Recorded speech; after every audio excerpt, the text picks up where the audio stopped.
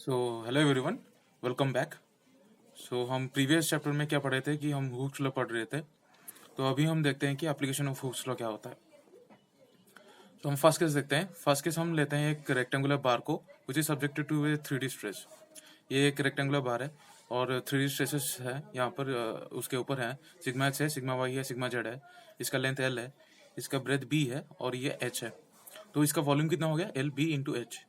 अगर हम इसका पार्शियल डिफरेंशिएशन करेंगे तो ये आ जाएगा D V is equal to D L B H plus D B L H plus D H L B.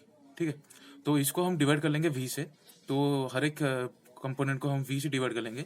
तो ये आ गया वी आपका, ये आ गया आपका एल बी एच और इसके divided by L B H divided by L B H. और ये कैंसिल आउट होने के बाद ये आ जाएगा आपका D V by V is equal to D L by L plus plus D B by B plus D H by H. ठीक है, तो डी वी बाई वी को लिख सकते हैं हम एप्सिलॉन वी और डी एल बाई एल को हम लिख सकते हैं एप्सिलॉन एक्स, क्योंकि एक्स डायरेक्शन में एल है। तो change in this direction divided by change in this dimension divided by the original dimension, वो हो गया आपका sigma x epsilon X plus epsilon Y plus epsilon Z. ठीक है, तो हमारा जनरल हुक्स लॉ क्या हो गया? Epsilon V is equal to 1 minus 2 mu by E whole bracket sigma X plus sigma Y plus sigma Z. ठीक है, तो ये इक्वेशन यहाँ से कैसे आया? तो ये इक्वेशन आ गया आपका एप्सिलॉन एक्स को हम क्या लिख सकते हैं? सिग्मा एक्स बाई ई लिख सकते हैं, minus mu sigma y by E लिख सकते हैं, minus mu sigma z by E लिख सकते हैं। ठीक है, और उसी तरीके से सिग्मा वाई को एप्सिलॉन वाई को क्या लिख सकते हैं? Sigma y by E minus mu sigma x by E minus mu sigma z by E. उसी तरीके से हम सिग्मा जेड को भी सिग्मा वाई सिग्मा एक्स और सिग्मा जेड के टर्म में लिख सकते हैं। अगर हम इसको यहाँ पर एक्सपेंड कर लेंगे तो ये वाला इक्वेशन आ जाएगा आपका। ठीक है, तो यहाँ पर हम एक बात चेक कर सकते हैं। मैं प्रीवियसली आपको बता चुका था कि म्यू इज इक्वल टू 0.5 होगा कब? जब आपका मटेरियल इनकम्प्रेसिबल होगा। That means del V is equal to 0। ये आप इस इक्वेशन से भी चेक कर सकते हैं। अगर या इस इक्वेशन पे आप म्यू इज इक्वल टू 0.5 ले लेंगे तो आपका ये एप्सिलॉन वी हो जाएगा 0। एप्सिलॉन वी 0 मतलब del V is equal to 0 which implies V final minus V initial is equal to 0 which is incompressible. ठीक है, तो आप हाइड्रोस्टैटिक प्रेशर कंडीशन भी चेक कर सकते हैं। ये वाला इक्वेशन आप हाइड्रोस्टैटिक प्रेशर कंडीशन में ले लेंगे तो आपका क्या आता है देखते हैं। तो हाइड्रोस्टैटिक प्रेशर कंडीशन में sigma X is equal to sigma Y is equal to sigma Z is equal to P, वो तो आपका कंप्रेसिव फोर्स इक्वल आ जाएगा। तो आपका सिग्मा एप्सिलॉन वी हो जाएगा 1 minus 2 mu divided by E P plus P that is equal to 3p 1 minus 2 mu by E. तो E आ गया आपका 3 into P by epsilon V 1 minus 2 mu. P by epsilon V को आप bulk modulus लिख सकते हैं, तो ई इज इक्वल टू 3 के 1 माइनस 2 म्यू। ये आपका एक रिलेशन है जो मैं प्रीवियसली आपको बता चुका था। तो ये बस डेरिवेशन था उसका। तो हम क्या क्या देखें कि एप्सिलॉन वी को हम चारों तरफ से डिफाइन कर सकते हैं। एक तो लिख सकते हैं डेल वी बाई वी, दूसरे लिख सकते हैं कि K is equal to P by epsilon V, और तीसरे लिख सकते हैं कि epsilon V is equal to epsilon X plus epsilon Y plus epsilon Z, और चौथे लिख सकते हैं कि epsilon V is equal to 1 minus 2 mu by E sigma X plus sigma Y plus sigma Z. तो आपको क्वेश्चन में जो भी दिया रहेगा उसके हिसाब से ही आप एप्सिलॉन वी का वैल्यू चूज कर लेंगे। ठीक है, तो हम देखें कि बार रेक्टेंगुलर बार के केस में क्या हो रहा था। हम दूसरे केस में आते हैं, सॉलिड सर्कुलर शाफ्ट। इस केस में क्या होता है देखते हैं। तो ये हमारा सर्कुलर शाफ्ट है जिसका लेंथ एल है और डायमीटर डी है। तो इसका जो एप्सिलॉन वी होगा वो epsilon L plus 2 epsilon D हो जाएगा। ये जो एप्सिलॉन डी है ये डायमेट्रिकल या सर्कम्फरेंशियल या हुप स्ट्रेन है। ठीक है, जो स्ट्रेन आएगा आपके डायमीटर के अलावा वो हो गया आपका डायमेट्रिकल और सर्कम्फरेंशियल और हुप स्ट्रेन। ठीक है, तो ये वाला इक्वेशन कैसा है? उस तरह प्रीवियसली जो कर रहे थे हम, जैसे ही डेरिवेशन किए थे इस तरह इसको भी वैसे ही डेरिवेशन करेंगे। फर्स्ट हम लिखेंगे v is equal to pi by 4 D square L, फिर v को पार्शियली डिफरेंशिएट करेंगे d और l के रिस्पेक्ट में, फिर डिवाइडेड बाई v कर लेंगे दोनों तरफ, फिर आपका ये वाला इक्वेशन आ जाएगा। प्रीवियसली जैसे आप डिराइव किए थे, आप इस v को लेकर उस पार्शियल डिफरेंशिएशन करेंगे तो ये वाला आ जाएगा। ठीक है, डेरिवेशन के लिए जाने के लिए जरूरत नहीं है, बस आप ये फॉर्मूला याद कर लीजिए। फिर सॉलिड स्फीयर के लिए क्या होगा? तो epsilon V is equal to 3 epsilon D. Epsilon D क्या है? हुप स्ट्रेन है। ठीक है, सर्कम्फरेंशियल जो स्ट्रेन है वो एप्सिलॉन डी है। तो सर्कुलर शाफ्ट के लिए क्या था? Epsilon L plus 2 epsilon D लेकिन आपका सॉलिड स्फीयर के लिए 3 एप्सिलॉन डी हो जाएगा। इसको भी उसी के तरफ से कर सकते हैं, उसी की तरह कर सकते हैं। v is equal pi by 3 pi R cube ले लेंगे, फिर यहाँ पर dv बाई डी आर कर लेंगे, फिर dv बाई डी आर करने के बाद आपका आ जाएगा ये वाला डिराइव हो जाएगा आपका। ठीक है, फिर नेक्स्ट चलते हैं। एप्लीकेशन ऑफ हुक्स खत्म हो चुका है। अभी नेक्स्ट टॉपिक आते हैं एक्सियल डिफॉर्मेशन। केस 1 देखते हैं, प्रिज्मेटिक बार। तो first of all, what do you mean bye prismatic bar? The prismatic bar is that type of bar in which the area is constant through out the length. तो आप जैसे जैसे length, आपका पूरा length में area constant है, तो आपको वो बोल देंगे, आप उस बार को बोल देंगे प्रिज्मेटिक बार है वो। ठीक है, तो प्रिज्मेटिक बार में अगर मेरा ये फोर्स पी लग रहा है तो मेरा sigma is equal to P by A हो जाएगा, stress is equal to force by area.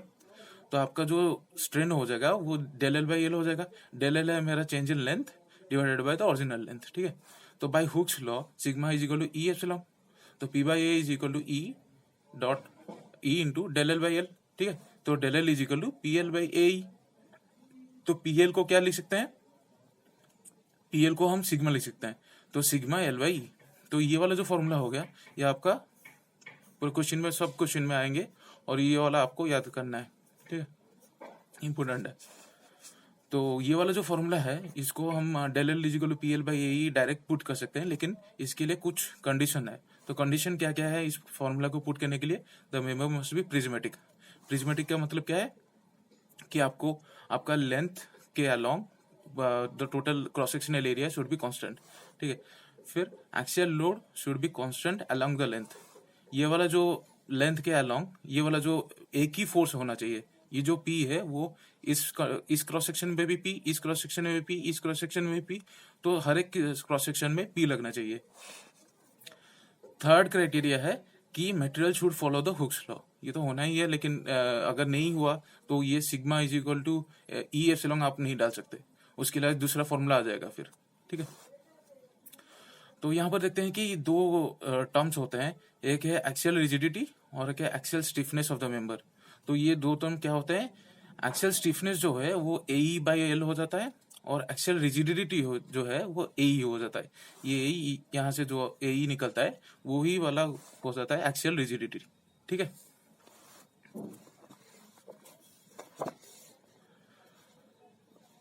तो हम नॉन प्रिज्मेटिक बार की तरफ चलते हैं।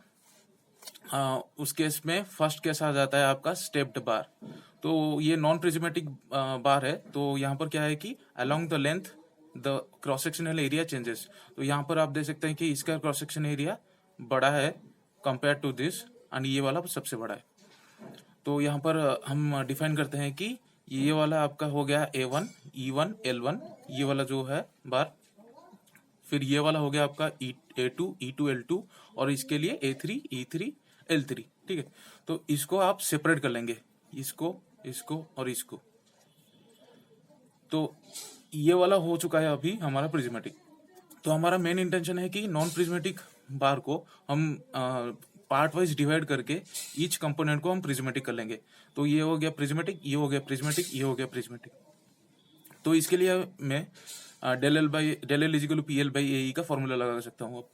तो इसका डेल एल वन हो गया P L one by A one E one, इसका हो गया del L two is equal to P L two by A two E two, इसका हो गया del L three is equal to P three L three divided by A three E three. ठीक है, तो मेरा जो टोटल चेंज इन लेंथ होगा वो del L one plus del L two plus del L three. ठीक है, तो इसका अगर आपको दिया होगा क्वेश्चन में कि इसका डेल एल निकालिए, तो आपको डिवाइड कर लेना, तीनों सेक्शन में डिवाइड कर लेंगे। इसका एक अलग, एक अलग, एक अलग, इसका डेल एल निकालिए, इसका डेल एल निकालिए, और इसका डेल एल निकालिए, और तीनों को ऐड कर लीजिए, जो होगा वो आपका रिजल्टेंट हो जाएगा। ठीक है, फिर आगे चलते हैं। ये एक एग्जाम्पल है कि ये मेरा दिया है, और ये 5p दिया है, ये p दिया है, ये 2p दिया है, और ये मेरा x का वैल्यू नहीं दिया है। तो फर्स्ट ऑफ ऑल मैं ये x का वैल्यू कैसे निकालूं? तो इसका निकालने के लिए मैं बस स्टैटिक इक्विलिब्रियम कंडीशन डाल दूंगा, summation of F X is equal to 0।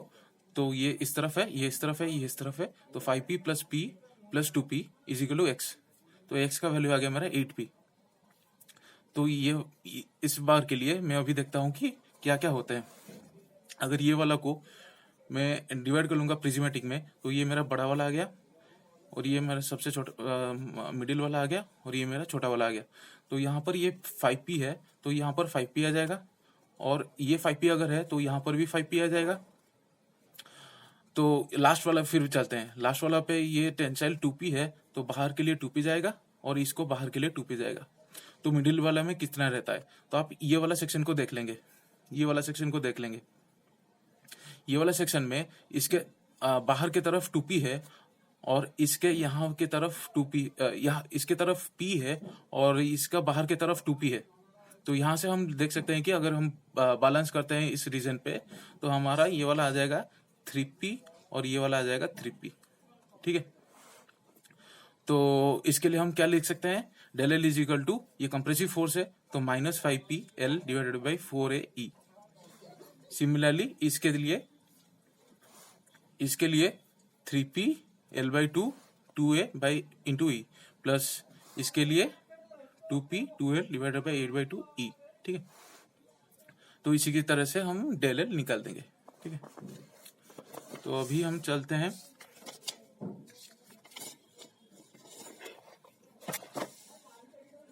दूसरे कंडीशन की तरफ चलते हैं।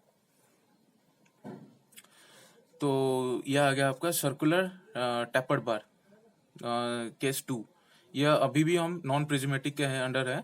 फर्स्ट हम देखें कि नॉन प्रिज्मेटिक बार देखें, रेक्टेंगुलर बार देख चुके हैं, अभी सर्कुलर टैपर्ड बार देखते हैं। तो ये सर्कुलर टैपर्ड बार है, तो ये वाला क्रॉस सेक्शन आपका सर्कुलर है जिसका डायमीटर d1 है और इसका डायमीटर d2 है। यहाँ पर फोर्स P लग रहा है, यहाँ पर फोर्स P लग रहा है। तो मैंने क्या किया कि एक सेक्शन ले लिया यहाँ पर, इसको हम इंटीग्रेशन के थ्रू ही करेंगे।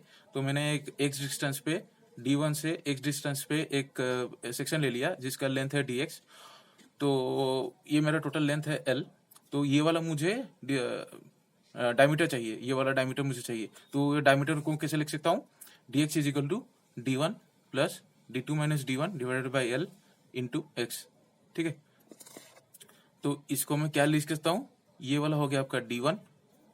ठीक है, और d2 माइनस d1, तो ये d2 माइनस d1 ये हो गया।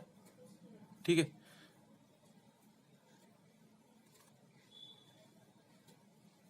ठीक है, तो d2 माइनस d1 जो होगा, तो आपका ये dx वाला जो आप अगर करेंगे, ये dx निकालेंगे तो वो आ जाएगा d1 plus d2 minus d1 by L into X. ठीक है, तो अभी हम इंटीग्रेट करेंगे, तो डेल्टा एल, ये क्रॉस सेक्शन के लिए हम डेल्टा एल लिखेंगे, delta L is equal to p dx divided by ax into E. ax को हम लिख लेंगे π/4 dx स्क्वायर इंटू ई। ठीक है, अगर हम इसको इंटीग्रेट करेंगे 0 to L, फिर आ जाएगा हमारा del L is equal to PL4 divided by pi d1 d2 e। ठीक है, तो del L is equal to P4PL pi d1 d2 e।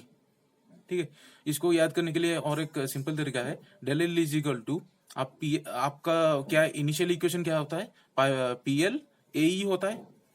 तो PL/AE अगर सर्कुलर ये टैपर्ड नहीं होता तो ये क्या होता, PL/π/4 d स्क्वायर E। ठीक है, और ये अगर सर्कुलर टैपर्ड बार है, ये d स्क्वायर के जगह आप d1 d2 बस रिप्लेस कर लीजिए, d स्क्वायर के जगह d1 d2 बस रिप्लेस कर लीजिए, ये आपका इक्वेशन आ जाएगा।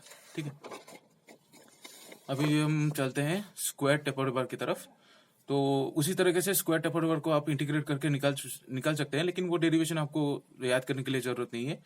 तो यहाँ पर डेल एल हम निकाल सकते हैं, डायरेक्ट फॉर्मूला याद करेंगे, del L is equal to PL divided by ABE।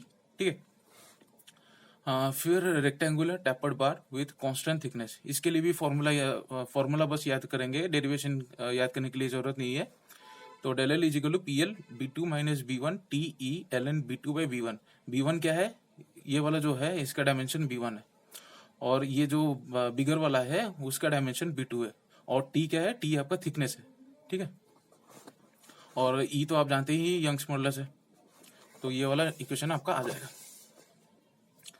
फिर केस 3 की तरफ आते हैं। तो फर्स्ट केस हम देखें कि प्रिज्मेटिक बार क्या होता है, उसके क्या एलोंगेशन कैसे निकालते हैं, फिर देखें कि नॉन प्रिज्मेटिक में कैसे एलोंगेशन निकालते हैं। अब हमारा थर्ड केस आ गया, सेल्फ वेट एलोंगेशन कैसे निकालेंगे। तो इसके अंडर फर्स्ट केस है प्रिज्मेटिक बार। तो ये एक प्रिज्मेटिक बार है जो हमारा वर्टिकली हैंग हो रहा है, ये वाला हमारा रेस्ट में है, ये वाला हमारा फिक्स्ड है। तो हम निकालेंगे कि सेल्फ वेट एलोंगेशन कैसे निकालते हैं। तो ये वाला जो मटेरियल है उसका हम गामा डिफाइन करते हैं। Gamma is nothing but weight density. Weight density क्या होता है ना, वेट डिवाइडेड बाय वॉल्यूम, ठीक है। तो इसका टोटल वेट कितना हो जाएगा, total weight W is equal to gamma into volume. तो गामा इंटू वॉल्यूम, वॉल्यूम कितना है, cross sectional area A into length L। तो आपका टोटल वेट हो गया W is equal to gamma AL, ठीक है। तो अभी मैं क्या करूंगा कि आप देख सकते हैं कि यहाँ पर एक x डिस्टेंस पे मैं एक एलिमेंट लूंगा जिसका लेंथ dx होगा। तो कंसिडरिंग एन एलिमेंट, ये वाला मेरा एलिमेंट कंसिडर किया हूँ, ये dx लेंथ का है। तो ये एलिमेंट में कितना फोर्स लग रहा है, ये एलिमेंट में ये जो नीचे वाला पोर्शन है, उसके नीचे वाला जो पोर्शन है उसका जितना वेट है वो लग रहा है। तो वो वाला वेट कितना है, वो वाला वेट हो गया आपका gamma into A into x, x जो डिस्टेंस है, gamma into volume of this. तो वॉल्यूम ऑफ दिस कितना है, cross sectional area into length. तो ये आपका हो गया, इसका इतना वेट लग रहा है, इतना लोड लग रहा है। तो बस क्या करना है, del L is equal to PL by AE, इसको इंटीग्रेट करना है। बस P की जगह क्या लेना है, गामा AX, क्योंकि हमारा यहाँ क्या है कि हमारा P ही वेरी कर रहा है, P वेरी कर रहा है dx के रेस्पेक्ट, x के रेस्पेक्ट में P वेरी कर रहा है। अगर आपका एलिमेंट यहाँ है तो आपका P 0 हो जाएगा, क्योंकि उसके नीचे तो कुछ वेट है ही नहीं। अगर हमारा यहाँ मेजर करें तो P हमारा मैक्सिमम हो जाएगा, ठीक है। तो हमारा जो डिस्ट्रीब्यूशन हो जाएगा, स्ट्रेस का डिस्ट्रीब्यूशन हो जाएगा, वो इस तरफ से आ जाएगा, ठीक है। तो यहाँ पर 0 हो जाएगा हमारा स्ट्रेस, लेकिन यहाँ पर सबसे मैक्सिमम हो जाएगा, ठीक है। तो आपको ये वाला इंटीग्रेशन करने के बाद आपको आ जाएगा del L is equal to gamma L square divided by 2E। तो गामा को हम रिप्लेस कर सकते हैं W बाई AL से, तो del L is equal to WL by 2AE। तो आपको यहाँ पर क्या नोटिस करना है कि जो प्रीवियसली हमारा प्रिज्मेटिक बार होता था वहां पर डेल एल जो निकलता था, del L is equal to PL by AE निकलता था। तो यहाँ पर जो डेल एल निकल रहा है वो उसका बस हाफ टाइम हो रहा है, इसका हाफ ऑफ हो रहा है। तो बस ये एक ही चीज को आप याद करना है। और एक चीज को याद करना है कि ये जो डेल एल है, ये del L directly proportional to L square है। ये गेट में पूछा जा चुका है कि हमारा जो सेल्फ एलोंगेशन होता है वहां पर डेल एल के रेस्पेक्ट में कैसे वेरी करता है। तो आप लिखेंगे कि del L is directly proportional to L square. ये एक इंपॉर्टेंट चीज है जो उसको आप याद करना है, ठीक है। तो अभी हम आगे बढ़ते हैं, फिर हम आते हैं कोनिकल बार पे। तो हम कोनिकल बार के रेस्पेक्ट में हम देखेंगे कि सेल्फ वेट का कितना एलोंगेशन कितना होता है। तो इसको भी उसी की तरफ से करना है। एक एलिमेंट ले लीजिए x डिस्टेंस पे जिसका लेंथ है dx। तो ये dx में एलिमेंट ले चुका हूँ, इसका जो वेट जो लग रहा है ये इतना का वेट लग रहा है। तो इसको आ जाएगा gamma into the volume of this. तो वॉल्यूम कैसे कौन को डिफाइन करते हैं, half into area into height. तो इसका वॉल्यूम इतना हो गया। इसको आप अगर इंटीग्रेट कर लेंगे तो आपका ये आ गया del L is equal to gamma L square by 6C, ठीक है। इसको बस याद कर लीजिए। और ये पूछ लेगा कि आपका जो प्रिज्मेटिक बार है वहां पर डेल एल किस तरह से वैरी करता है एल से। तो del L is directly proportional to L square, ठीक है। फिर हम देखते हैं कि बार ऑफ यूनिफॉर्म स्ट्रेंथ किसको बोलते हैं। तो बार ऑफ यूनिफॉर्म स्ट्रेंथ बोलेंगे कि आपको अगर ये W है, ठीक है, अगर मेरा stress value along the length ये मेरा अगर कांस्टेंट है, देन मैं बोलूंगा कि ये बार ऑफ यूनिफॉर्म स्ट्रेंथ है। लेकिन मेरा बार अगर नॉन यूनिफॉर्म स्ट्रेंथ है, तो ये मेरा अगर बार है और ये मेरा स्ट्रेस वैल्यू जो है यहाँ से 0 से शुरू होके यहाँ पर मैक्सिमम तक जाता है, तो मैं बोलूंगा ये बार हमारा नॉन यूनिफॉर्म स्ट्रेंथ वाला है, ठीक है। फिर हम चलते हैं, देखते हैं कि केस 4 क्या है। तो केस 4 है कि कंपाउंड या कंपोजिट बार। तो कंपाउंड या कंपोजिट का मतलब यही है कि बेसिकली उसका मतलब यही है कि कंपोजिट का मतलब क्या है, दो मटेरियल्स। तो ये बेसिकली दो मटेरियल की बना हुआ है। इसका मैं अगर फ्रंट व्यू बनाऊं तो ये ऐसा आ जाएगा। ये एक सर्कुलर रॉड है और उसके अंदर जो है ये वाला और एक है। तो ये एक मटेरियल है, ठीक है, और ये वाला एक मटेरियल है। तो ये वाला जो डॉटेड मटेरियल है वो ये है, इसका लेंथ ये है, और ये वाला जो स्लैशेस का मटेरियल है ये वाला ये है, उसका लेंथ ये है, और ये इसका फ्रंट व्यू है, ठीक है। तो मैं चलते हैं फिर। तो ये वाला जो क्रॉस सेक्शन है ये आपको सर्कुलर ले सकते हैं, रेक्टेंगुलर ले सकते हैं, वो बस एरिया के ऊपर ही डिपेंड करेगा। आपको जो लास्ट में एरिया आएगा उस एरिया को आप अगर a is equal to π/4d² ले लेंगे फिर वो सर्कुलर हो जाएगा। अगर आप a is equal to bd ले लेंगे तो वो आपका रेक्टेंगुलर हो जाएगा। तो वो क्रॉस सेक्शनल एरिया की टेंशन मत लीजिए, वो बाद में देख लेंगे। एरिया को हम बस चेंज कर लेंगे तो वो क्रॉस सेक्शनल एरिया दिखा जाएगा। अभी आप देख लीजिए कि कंपोजिट का मतलब क्या होता है। कंपोजिट का मतलब होता है कि दो मटेरियल का बना हुआ एक बार, ठीक है। तो यहाँ पर हम देखेंगे ये जो P है ना, ये P हो जाएगा PS प्लस PT। मतलब ये वाला जो सॉलिड, हाँ मैं भूल गया था, ये जो भीतर जो है ये सॉलिड रॉड है और जो बाहर है ये एक हॉलो ट्यूब है, ठीक है। दोनों फिटेड हुए हैं। तो जो मैं P हो गया, ये P को कौन रेजिस्ट कर रहा है? PS रेजिस्ट कर रहा है प्लस PT भी रेजिस्ट कर रहा है। तो ये जो P है ये इक्वली डिस्ट्रीब्यूट हो जाएगा PS एंड PT के थ्रू। यहाँ पर देख सकते हैं कि ये इंटरनली रेजिस्ट कर रहे हैं। अगर मैं यहाँ से क्रॉस सेक्शनल एरिया X ले लेता हूँ, एक एक्सिस लेता हूँ, तो मेरा PT एंड PS जो है वो ऐसे आ जाएंगे, रेजिस्ट कर लेंगे P को। तो मेरा P is equal to PS plus PT हो जाएगा। फिर आता है कंपैटिबिलिटी इक्वेशन। तो कंपैटिबिलिटी इक्वेशन बोलता है कि अगर मेरा वो P है तो मेरा जो ये वाला P जो है वो इस जो रॉड है वो इसको जितना एलोंगेट करेगा ये ट्यूब को भी उतना ही एलोंगेट करेगा। तो उसका मतलब क्या हुआ कि डेल एल ऑफ जो solid is equal to del L of tube. तो डेल एल के फॉर्मूला तो पुट ही कर सकते हैं, PS into L divided by AS ES is equal to PTL divided by AT ET, ठीक है। अगर आप ये वाला फॉर्मूला पुट कर लेंगे, ये वाला एक इक्वेशन हो गया, ये वाला एक इक्वेशन हो गया, ये दोनों इक्वेशन से आपका आ जाएगा, ठीक है। फिर हम चलते हैं थर्मल स्ट्रेस की तरफ। So what do you mean by thermal stress?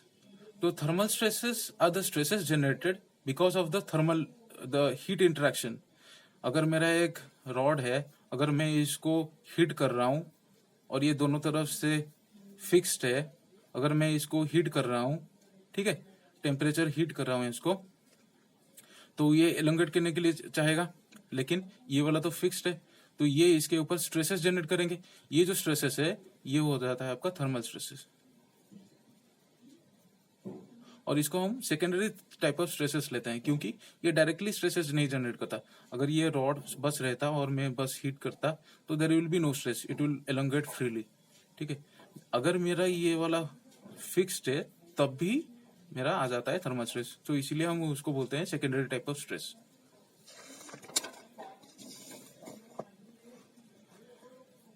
फिर तो हम ये वाला एक रॉड है जिसको हम टेम्परेचर डेल टी से इंक्रीज कर रहे हैं, तो ये डेल टी इंक्रीज कर रहा है। तो ये हमारा जो स्ट्रेन जो जनरेट हो रहा है, ये वाला जो स्ट्रेन जो जनरेट हो रहा है डेल टी, उसको बाय एक्सपेरिमेंट के थ्रू हम we get to know that del T is directly proportional to L and del T is directly proportional to del T, ठीक है। तो from equation 1 and 2 this T is directly proportional to L delta T. तो हमारा जो strain with respect due to the temperature that is equal to alpha L delta T. यह alpha इसको proportionality को हटाने के लिए, इक्वल टू को लाने के लिए जो एक कांस्टेंट लेते हैं, इसको हम अल्फा बोलते हैं, और इसी अल्फा को हम कोफिशिएंट ऑफ थर्मल एक्सपेंशन बोलते हैं, ठीक है। और इसका यूनिट पर डिग्री सेंटीग्रेड होता है। तो अल्फा का वैल्यू कितना हो गया इस इक्वेशन से, del T divided by L delta T, ठीक है। This is not delta T, this is the strain due to the temperature rise और टेम्परेचर डिक्रीज, ठीक है। ये अल्फा का वैल्यू माइल्ड स्टील के लिए 12 × 10⁶, कॉपर के लिए 17 × 10⁶। बहुत बार क्वेश्चन ऐसे भी आते हैं कि आपका ये वाला वैल्यू नहीं दिया रहेगा, आपको याद करना है, तो better to remember this. So now हाँ, तो अभी अगर ये हमारा एक वॉल्यूम एक बार है, तो ये इसका लेंथ एल है, बी ब्रेथ है और एच हाइट एच है, और इसका थर्मल कोफिशिएंट अल्फा है। तो इसको हम अगर डेल टी टेम्परेचर से बढ़ा रहे हैं इसका टेम्परेचर, देन हमारा क्या आ जाता है, एक्स डायरेक्शन में जो हमारा स्ट्रेन होगा that is equal to L alpha delta T, L है इसका डिस्टेंस, वाई डायरेक्शन में H alpha delta T, T Z direction में बी अल्फा डेल्टा टी। ठीक है, तो एप्सिलॉन क्या हो जाएगा, epsilon is equal to L alpha delta T by L that is equal to alpha delta T, epsilon is equal to H alpha delta T by H is equal to alpha delta T, epsilon T Z is equal to B alpha delta T by B is equal to alpha delta T. तो आपका जो volumetric strain आ जाएगा वो that is equal to epsilon X direction में, epsilon Y direction में plus epsilon Z direction में, तीनों इक्वल हैं तो 3 अल्फा डेल्टा टी आ जाएगा। ये वाला जो है मैं इसको स्ट्रेन बोल रहा था, लेकिन वो चेंज इन लेंथ है। अगर मैं टेम्परेचर टी बढ़ाऊंगा तो ये वाला जो एक्स डायरेक्शन में जो जितना इंक्रीज होगा लेंथ वो इसको डिनोट करता है। ठीक है, बाय मिस्टेकली बोल रहा था। तो ये वाला एक इम्पोर्टेंट नोट है, ये वाला सबसे इम्पोर्टेंट नोट है, तो इसको आप याद कर लीजिएगा। ये बोलता है कि अगर मेरा मेंबर फ्री है, ठीक है, और इसको मैं हीट करता हूँ, then what will be the thermal stress generated. इसको अगर मैं हीट करता हूँ then the thermal stress generated will be 0, क्योंकि ये रेजिस्टेंस फील ही नहीं करेगा, ये डायरेक्टली एक्सपेंड करेगा या कॉन्ट्रैक्ट हो जाएगा। अगर मेरा टेम्परेचर घटा रहा हूँ तो कॉन्ट्रैक्ट हो जाएगा, फ्रीली टू कॉन्ट्रैक्ट होगा, नो वन इज रेजिस्टिंग, सो इसका थर्मल स्ट्रेसेस 0 हो जाएंगे। ठीक, तो हम आते हैं थर्मल स्ट्रेसेस कैलकुलेशन पे। हम थर्मल स्ट्रेस कैलकुलेट कैसे करेंगे, तो ये फर्स्ट कैसे, prismatic bar fixed between the rigid supports along its length. ये दोनों रिजिड सपोर्ट है, ये एक प्रिज्मेटिक बार है, that is the area is constant through out the length. तो इसको अगर हमारा टेम्परेचर इसका डेल्टी हम बढ़ा रहे हैं और इसका मेटेरियल प्रॉपर्टी है ई एन अल्फा, ई है इसका यंग्स मॉडुलस एंड अल्फा है कोफिशिएंट ऑफ थर्मल एक्सपेंशन। ये दोनों हर एक मटेरियल के लिए अलग अलग होते हैं और ये दोनों मेटेरियल प्रॉपर्टीज होते हैं। ठीक, तो यहाँ पर अगर मैं इस बार को हटा लूंगा, ये वाला जो फिक्स सपोर्ट है, अगर मैं ये नहीं होता तो ये बार क्या करता, ये बार फ्रीली एक्सपेंड कर देता यहाँ से। लेकिन अगर ये मेरा बार है तो ये फ्रीली एक्सपेंड नहीं कर पाएगा, तो इसको मैं कर लूंगा कि ये इतना अगर एक्सपांड करेगा तो मैं ये इसका डेल्टा टी निकाल लूंगा। डेल्टा टी कितना हो जाएगा, delta T is equal to L alpha delta T. ठीक है, यहाँ से delta T is equal to L alpha delta T यहाँ से निकल जाएगा। सो तो ये मेरा अगर मेरा नहीं होता है तो ये एक्सपांड कर जाता, लेकिन ये अगर मेरा है तो ये एक्सपांड नहीं करेगा। तो ये वाला जो रिएक्शन फोर्स आएगा, दिस रिएक्शन फोर्स, ये वाला जो रिएक्शन फोर्स है, this reaction force is responsible for contraction of this much length. और एक बार सुन लीजिए, अगर ये मेरा नहीं होता तो ये एक्सपेंड कर लेता इतना। ठीक है, ये मेरा है तो यहाँ पर जो रिएक्शन फोर्स है that is responsible for the contraction of this much length. ठीक है, तो मैं डेल्टा टी को क्या लिखूंगा, delta T is equal to minus R L plus delta T by A. ठीक है, डेल्टा टी तो मेरा 0 ही है क्योंकि वो एक्सपेंड नहीं कर रहा है, तो मेरा हो जाएगा minus R L divided by A. तो delta T, this T is equal to L alpha delta T that is equal to minus R L divided by A. R by A को सिग्मा टी ले लूंगा और sigma T हो जाएगा मेरा minus E alpha delta T. तो ये वाला आपको याद करना है। ये माइनस क्यों आ रहा है, क्योंकि ये कंप्रेसिव स्ट्रेसेस है। कंप्रेसिव स्ट्रेसेस क्यों आ रहा है, क्योंकि मेरा टेम्परेचर बढ़ रहा है, तो ये चाहेगा कि मैं एक्सपेंड करूंगा तो कंप्रेसिव स्ट्रेसेस आएंगे। अगर मेरा टेम्परेचर डिक्रीज कर रहा था तो ये चाहेगा कि मैं रिड्यूस करूंगा, कॉन्ट्रैक्ट करूंगा, तो मेरा जो स्ट्रेसेस आएंगे वो टेंशन आ जाएंगे। ठीक है, फिर दूसरे केसेस पे आते हैं, पार्शियल एक्सपेंशन इज अलाउड। तो ये वाला जो मेरा बार है वो कुछ ही डिस्टेंस में और एक फिक्स सपोर्ट है, तो अगर ये एक्सपेंड भी करता है तो इतना में वो फ्रीली एक्सपेंड कर लेगा, लेकिन उसके बाद वो फ्रीली एक्सपेंड नहीं कर पाएगा। तो इस केस में हम कैसे मेजर करेंगे, हम फर्स्ट जो चेंज इन लेंथ है वो उसको मेजर करते हैं। अगर वो change in length alpha L alpha delta T से कम आता है तो ये एक्सपेंड कितना करेगा, मैक्सिमम इतना ही करेगा, तो यहाँ पर वो फ्रीली एक्सपेंड कर जाएगा, तो हमारा सिग्मा टी 0 हो जाएगा।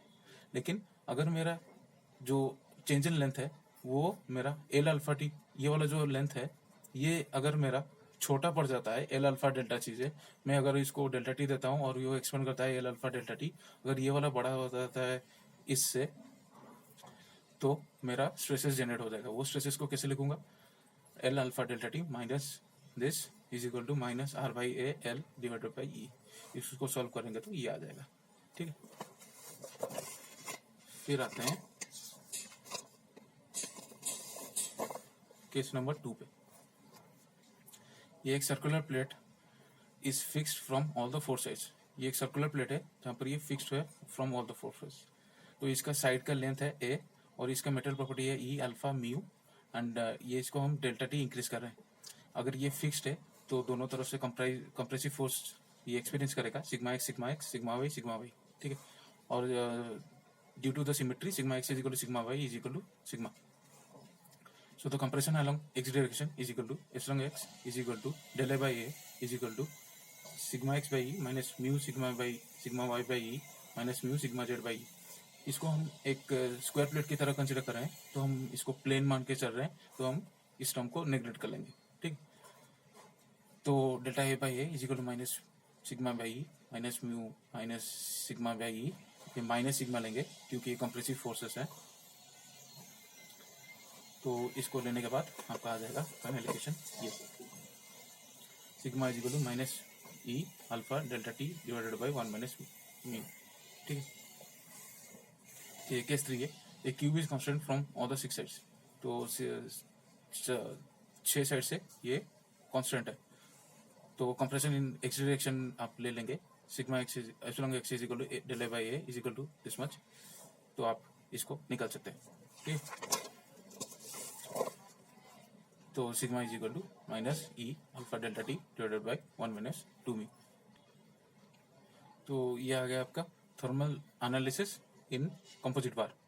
सो फर्स्ट कैसे, 2 bar rigidly connected face to face and subjected to increase in temperature. ये फेस टू फेस कनेक्टेड है और ये इंक्रीज इन टेम्परेचर फील कर रहे हैं। ये वाला हो गया आपका कॉपर और ये वाला हो गया आपका स्टील। ठीक है, तो we as we know that alpha copper is greater than alpha steel, तो ये क्या करेगा, ज़्यादा एक्सपेंड करने की कोशिश करेगा और ये कम एक्सपेंड होने की कोशिश करेगा।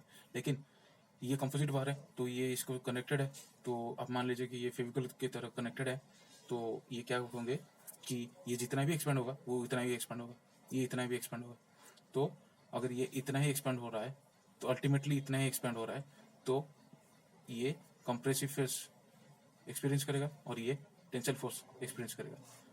ठीक है, तो at final position compressive force is equal to tensile force in steel, तो sigma C U into A C U is equal to sigma S into A S. ये एक इक्वेशन हो जाएगा, और एक दूसरा कंपेटेबिलिटी इक्वेशन हो जाएगा कि आपका actual change in length of copper is equal to actual change in length of steel. तो ये एक दूसरा इक्वेशन हो जाएगा। ठीक है, तो इस दोनों के इक्वेशन को सॉल्व करके आप निकाल सकते हैं। सेकेंड हो गया आपका 2 bar rigidly connected face to face and subjected to decrease in temperature.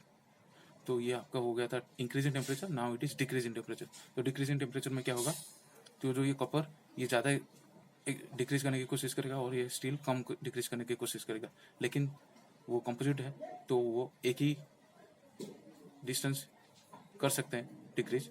तो आपका दोनों इक्वेशन आ जाएंगे, sigma C U is equal to sigma S A S, और एक इक्वेशन आ जाएगा minus L alpha delta T C U plus sigma L by E of copper is equal to minus L alpha delta T by S minus sigma L by E of S. ठीक है, इन दोनों को equation को solve करने के बाद आपका आ जाएगा। ठीक है, तो मैंने अभी जितना भी पढ़ाया ये आपको सम अप करता है इस चैप्टर को।